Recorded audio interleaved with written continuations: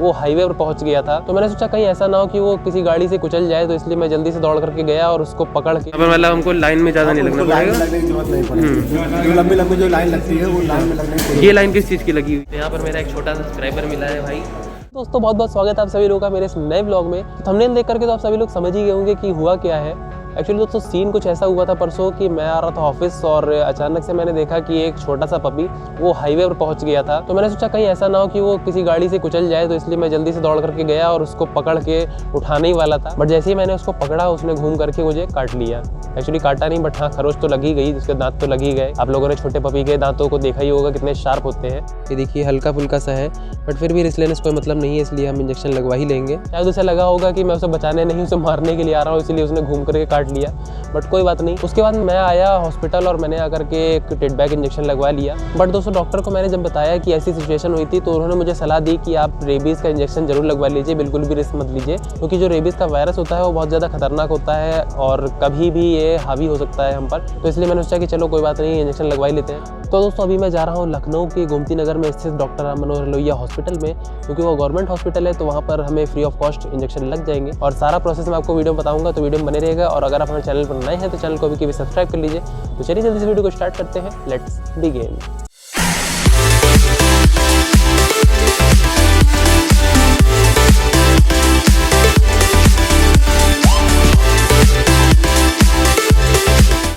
तो ये है डॉक्टर राम मनोहर लोहिया आयुर्विज्ञान संस्थान, और यहाँ पर हम अपना पहले पर्चा बनवाएंगे चल करके। तो पहले देखना पड़ेगा पर्चा कहाँ बनता है, कहाँ पर रजिस्ट्रेशन होता है, वहीं पर हम अपना पहले पर्चा बनवाएंगे, उसके बाद फिर जा कर के इंजेक्शन लगवाएंगे। तो पहले चलते हैं पर्चा बनवा लेते हैं। तो दोस्तों इंजेक्शन तो लग चुका मुझे, लेकिन आपको बता देता हूँ कि कहाँ पर हम पर्चा बनवा सकते हैं और कहाँ पर इंजेक्शन लगवा सकते हैं। तो आइए चलिए दिखाते हैं आपको वो जगह जहाँ पर पर्चा बनता है। तो यहाँ पर आप सामने देख सकते हैं जहाँ इमरजेंसी लिखा हुआ है, यहीं पर हमारा पर्चा बनता है और फ्री ऑफ कॉस्ट है। हमें सिर्फ फॉर्म भर करके देना होगा और वो रजिस्ट्रेशन करके दे देंगे। और उसके बाद में हमें बैक साइड में जाना है, यहाँ पर आप देख सकते हैं सामने की तरफ में, जहाँ कार खड़ी उस तरफ जा करके, और उसके बाद में इंजेक्शन लगवाना है। तो आइए चलिए वहाँ पर भी दिखाते हैं आपको।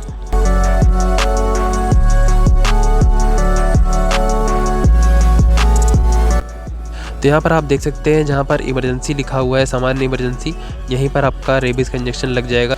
तो अभी मुझे इंजेक्शन लग चुका है। अब मैं जब सेकंड डोज लगवाने आऊँगा तब मैं आपको दिखाऊंगा कि कैसे क्या सिस्टम है सेकंड डोज लगवाने का, क्योंकि सेकंड डोज लगवाने के लिए हमें दूसरी तरफ जाना पड़ता है, तो वो भी मैं आपको दिखाऊँगा।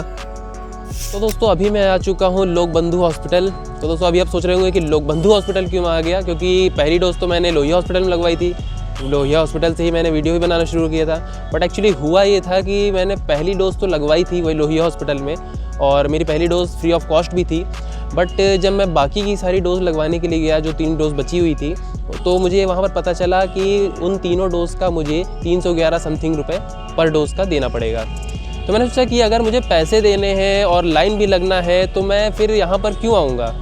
तो मैंने फिर बाहर पता किया, तो मुझे वहीं के स्टाफ से मुझे ये पता चला कि वहाँ पर आप जाकर के लगवा लीजिए जहाँ पर फ्री ऑफ कॉस्ट लग रहा है, तो आपकी बाकी की जो तीनों डोज़ हैं वहीं पर लग जाएंगी। तो मैंने फिर यहाँ पर लोक बंधु में पता किया, तो लोक बंधु में मुझे ये पता चला कि आपकी तीनों डोज़, मतलब कि जो मेरी तीनों डोज़ बची हुई हैं वो तीनों डोज़ मुझे यहाँ पर लग जाएंगी। तो मैं यहाँ पर आया हूँ अभी, और अभी मैं जा रहा हूँ पर्चा बनवाने के लिए। उसके बाद फिर मैं जाऊँगा और इंजेक्शन लगवाऊंगा अपने बाकी की तीनों। तो दोस्तों ये है लोक बंधु नारायण हॉस्पिटल का मेन गेट, और ये हॉस्पिटल कानपुर रोड साइड में पड़ता है, पिकेटली होटल के बैक साइड में। तो आइए अंदर चलते हैं और अंदर चल कर के आपको दिखाते हैं। तो सबसे पहले आकर के आपको यहाँ पर अपना पर्चा बनवा लेना है। तो यहाँ पर आप देख सकते हैं जहाँ पंजीकरण लिखा हुआ है, अभी हम यहीं चल कर के पहले अपना पर्चा बनवा लेते हैं। बट दोस्तों यहाँ पर आप देख सकते हैं काफ़ी ज़्यादा लाइन है, और 2-3 लाइनें और भी दे रखी हैं। तो पहले हम पता करते हैं कि सिस्टम क्या है, क्योंकि ये जो लाइन है इधर वाली कम है और इधर वाली लाइन ज़्यादा है। तो पहले पूछ लेते हैं कि क्या सिस्टम है, और उसके बाद फिर अपना पर्चा बनवाएंगे हम। तो सर किस तरीके से प्रोसेस होता है इसका? यहाँ पे ऑनलाइन हमारा ऐप है ड्रिप केस डालना है। ड्रिप केस है आपका, मतलब कि ऑनलाइन टोकन बनता है, टोकन के थ्रू आपका बन जाता पर्चा, जो कि आपको कोई डिटेल्स नहीं होता, आधार कार्ड और मोबाइल चाहिए जिसके लिए। वहाँ पे काउंटर पे जाने के बाद आपको पर्चा बन जाएगा। उस पर्चे से आपको आसानी से, मतलब कि डॉक्टर को दिखाने को मिल जाएगा। अच्छा, यहाँ पर मतलब हमको लाइन में ज़्यादा नहीं लगना पड़ेगा, लाइन में लगने की जरूरत नहीं पड़ेगी। जो लंबी लंबी जो लाइन लगती है वो लाइन में लगने की। ये लाइन किस चीज़ की लगी हुई है? ऑफलाइन है, पुरुष काउंटर ऑफलाइन है। जिसपे कि जिनके पास मोबाइल नहीं है, जिनके पास आधार नहीं है, उनके लिए मतलब तो ऑफलाइन काउंटर चलता है। ये खाली पुरुषों का ही है? पुरुषों के लिए। और लेडीज़ों को अगर करवाना हो? 44 नंबर पीछे गैनिक डिपार्टमेंट में उनका 7 नंबर काउंटर चलता है लेडीज़ों का। अच्छा, तो वहाँ पर लेडीज़ों का पर्चा बनता है। बाकी जो है ये जो है आभा वाले हैं, या आभा मतलब कि टोकन से मतलब ऑनलाइन ड्रिप केस के थ्रू मतलब कि टोकन मिलता है, इससे मतलब कि ऑनलाइन यहाँ पे मतलब कि रजिस्ट्रेशन काउंटर पर्चा, इस पर पर्चा मिलता है आपका। बाकी ये आधार वाले से ही रजिस्ट्रेशन होगा जी। मोबाइल नंबर आधार वाला ही होना चाहिए या फिर वैसे भी? आधार पर जो रजिस्टर्ड होगा वही नंबर चाहिए। Thank you so much. तो यहाँ पर आप देख सकते हैं ये पर्ची दी गई है ऑफलाइन रजिस्ट्रेशन के लिए। तो यहाँ पर आपको अपने आधार नंबर वगैरह डिटेल फिल करके आपको लाइन में लग जाना है और आपका रजिस्ट्रेशन हो जाएगा। और दूसरा ऑप्शन ये है कि आपको अपने स्मार्टफोन का यूज़ करना है और ड्रिफ्ट केस ऐप डाउनलोड करके आपको उसमें रजिस्ट्रेशन कर लेना है।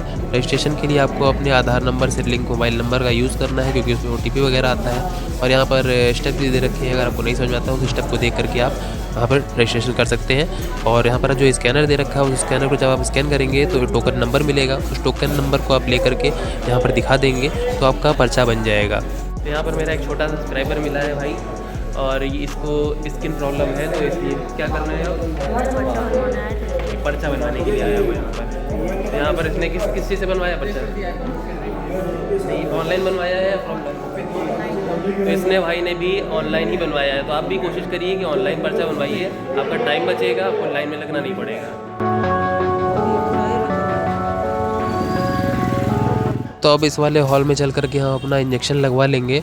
तो इस हॉल को आप ढूंढेंगे ऐसे कि यहाँ पर आप देख सकते हैं एक तरफ ब्लड टेस्ट होता है और एक तरफ यहाँ पर मेडिसिन मिलती है, जहाँ पर बस उसी वाले हॉल में आकर के आपको अपना इंजेक्शन लगवा लेना है। ये आप देख सकते हैं इस तरफ दवाएं बट रही हैं और दूसरी तरफ आप जब देखेंगे ब्लड टेस्ट के लिए लाइन लगी हुई है। तो हॉल में एंटर करते ही लेफ्ट हैंड साइड में आप देखेंगे तो यहाँ पर आपको इंजेक्शन लग जाएगा। जो कैबिन बना हुआ है इसी कैबिन में इंजेक्शन लगेगा और मुश्किल से मुश्किल 5 मिनट का टाइम लगता है। तो आप फटाफट से आकर के इंजेक्शन लगवा सकते हैं यहाँ पर। इन्फॉर्मेशन आपको बस यही देनी थी कि यहाँ पर आकर के आप अपने तीनों डोज लगवा सकते हैं। ऐसी कोई बात नहीं है कि आपने एक डोज़ वहाँ पर लगवाई है तो बाकी की डोज़ भी वहीं पर लगवानी पड़ेगी। आप कहीं और से भी लगवा सकते हैं। अगर आपका मन नहीं कर रहा है तो आप प्राइवेट भी लगवा सकते हैं, क्योंकि डोज़ तो सेम ही होती है। सिर्फ आपको कई बार लगाया जाता है, वो 3-4 बार। उनकी एक साइकिल होती है। और बाकी दोस्तों उस साइकिल को बिल्कुल भी तोड़ने मत दीजिएगा, क्योंकि अगर आपकी वो साइकिल जो चेन बनाई हुई है 3 दिन, फिर 7 दिन, उसके बाद फिर 28वें दिन, इस तरीके से, तो उस चेन को मत टूटने दीजिएगा, क्योंकि उसमें प्रॉब्लम होती है। उसके बाद फिर आपका दोबारा से इंजेक्शन लगना पड़ेगा, ऐसा भी कुछ होता है। और चारों इंजेक्शन लगने के बाद में आपको 6 महीने तक अगर कोई कुत्ता दोबारा से काट लेता है तो आपको इंजेक्शन लगवाने की ज़रूरत नहीं है।